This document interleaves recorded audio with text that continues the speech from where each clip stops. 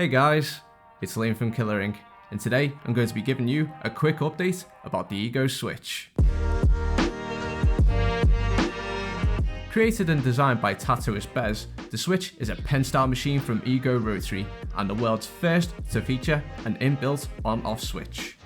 As well as offering adjustable needle depth, the second version of the EGO Switch now features adjustable give.